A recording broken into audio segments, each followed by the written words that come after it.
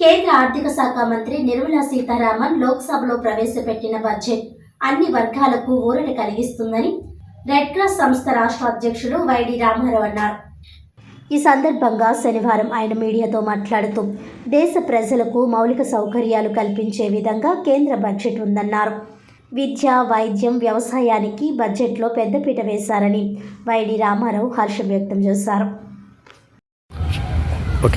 ఈరోజు నిర్మలా సీతారామన్ గారు పార్లమెంట్లో ప్రవేశపెట్టినటువంటి బడ్జెట్ విద్యకి, వైద్యానికి, వ్యవసాయానికి, అదేవిధంగా ఆధునిక సాంకేతికతకు అంటే ఆర్టిఫిషియల్ ఇంటెలిజెన్స్కు ప్రాధాన్యతనివ్వడం, ఆదాయ పన్నులో వెసులుబాటు కలిగించడం, మౌలిక వస్తువుల్ని కల్పించడం విషయంలో, మెడికల్ టూరిజం విషయంలో చేసినటువంటి నిర్ణయాలు చాలా బాగున్నాయి.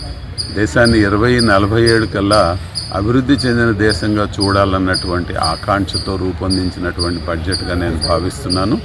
దీనికి అంటే సాధారణంగా ఇప్పుడు ఉన్నటువంటి విమర్శ ఏమిటంటే పన్నులు బాగా ఎక్కువగా పెరిగిపోయినాయి, జిఎస్టీ చాలా ఎక్కువగా ఉంది, ఇంకా వివిధ విషయాల్లో మరి ప్రజలు ఇబ్బంది పడుతూ ఉన్నారనేది ఒక జనరల్గా ఉన్నటువంటి అభిప్రాయం.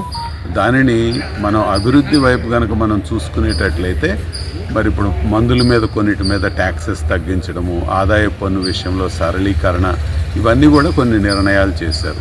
ఇంకా కూడా కొన్ని చేయవలసి ఉన్నప్పటికీ అభివృద్ధి చెందిన దేశంగా మార్పు చేయడానికి తగిన నిర్ణయాలు ఈ బడ్జెట్లో చేశారని నేను భావిస్తూ ఉన్నాను.